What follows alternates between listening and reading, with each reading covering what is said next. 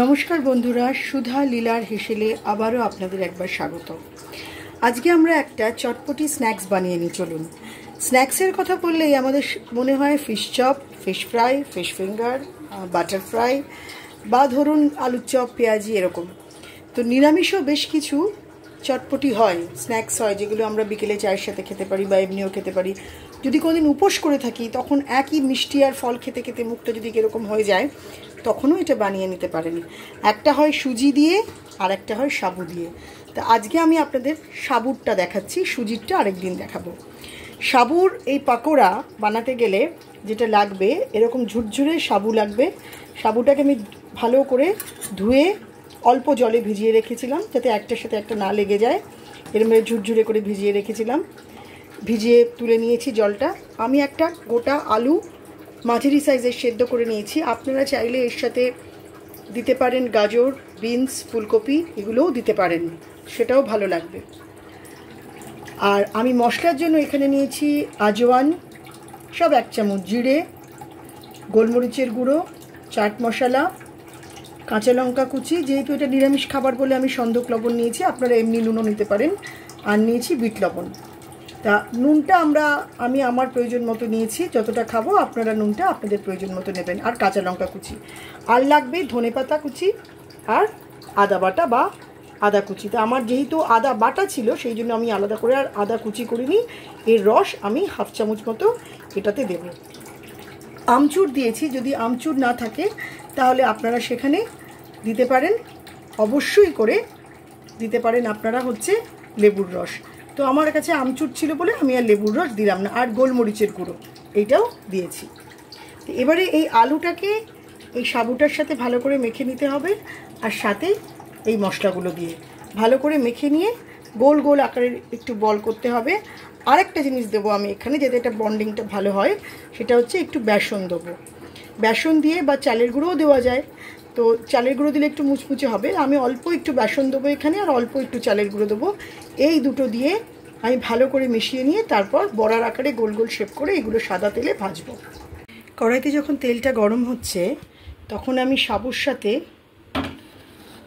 পুরো মিশ্রণটা, যেগুলো যেগুলো আপনাদের দেখালাম সেই গুঁড়ো মশলাগুলো, জোয়ান, জিরা সব দিয়ে 1 চামচ, আমার এই চামচের 1 চামচ আমি বেসন নিয়েছি, আর এটা ছোট টিস্পুন, আর 1 চামচ নিয়েছি চালের গুঁড়ো। বেসনটা নিয়েছি যাতে বন্ডিংটা ভালো হয়, আর চালের গুঁড়ো নিয়েছি যাতে মুচমুচে হয়।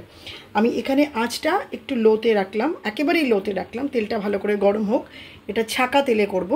এবার এটাকে খুব ভালো করে সব মশলার সাথে মিশিয়ে ভালো করে মেখে নিতে হবে, যাতে কোনো রকমভাবে একটা দুটো মশলাও ছিঁড়ে না যায়। আর ওদিকে তেলটাও গরম হচ্ছে, তেলটাও ওদিকে গরম হচ্ছে।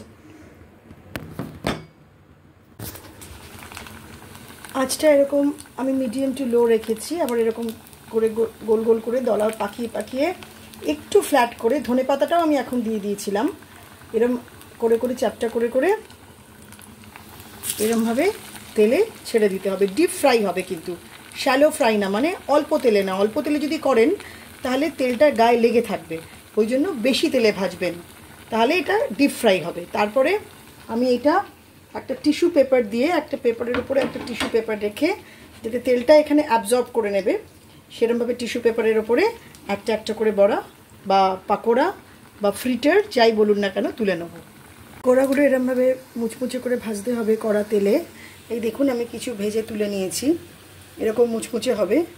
আর প্রথম দুটো একটুখানি সাদা সাদা হয়েছে, ওটা আর একটু ভাজা হতো। যাই হোক, এরকম হবে ভাজাগুলো, লাল লাল হবে বেশ। আর চালের গুঁড়ো দিয়েছি, তো চালের গুঁড়ো দেওয়ার ফলে কী হয়েছে, একটু মুচমুচেও হবে। এরকম সুন্দর লাল লাল কালার হলে তারপর তুলে নেবেন। এবার ওপরে একটু বিট লবণ ছড়িয়ে খাবেন। আর যদি মনে করেন যে এটা নিরামিষ দিনে খাবেন তাহলে তো টমেটো সস দিতে পারবেন না। আর যদি মনে করেন যে অন্য দিনে এমনি সময় খাবেন তাহলে অবশ্যই টমেটো সসের সাথে খুবই ভালো লাগবে খেতে। এই সাবুর পাঁপড় অবশ্যই বানাবেন, খাবেন, বাড়ির লোকদের খাওয়াবেন, দেখবেন সববার খুব ভালো লাগবে। আর আমি যে ধনেপাতাটা দিয়েছি, ধনেপাতাটা পরে ওই একসাথে মেশানোর সাথেই দিয়েছি। আপনারা ওই ধনেপাতাটা দিতেও পারেন, নাও দিতে পারেন, তবে ধনেপাতা, জোয়ান, জিরে এগুলো দিলে না একটু এক্সট্রা, আরও মানে কি বলবো, আরও এক্সট্রা মানে গন্ধ লাগে, ভালো লাগে। আর আমি আরেকটা জিনিস দিয়েছিলাম যেটা আপনাদের বলা হয়নি, চাট মশলা। চাট মশলাও কিন্তু আমি দিয়েছিলাম, সেটা আপনাদেরকে বলা হয়নি, সেটাও আপনারা অবশ্যই করে দিয়ে নেবেন চাট মশলা। এইভাবে বানান, খান, বাড়ির লোকদেরকে খাওয়ান, আর বর্ষার দিনেও ভালো লাগবে বা অন্য দিনেও ভালো লাগবে। সাবুর পাঁপড়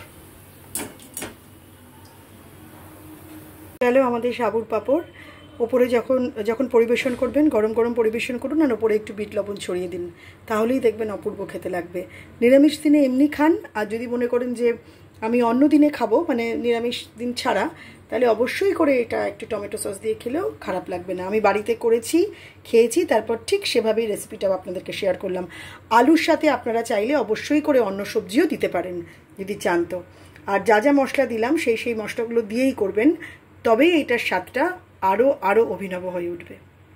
তাহলে আজকে এতটাই, আসবো খুব শিগগিরই আবার আরেকটা ভিডিও নিয়ে সুধা লীলার হেসেলে।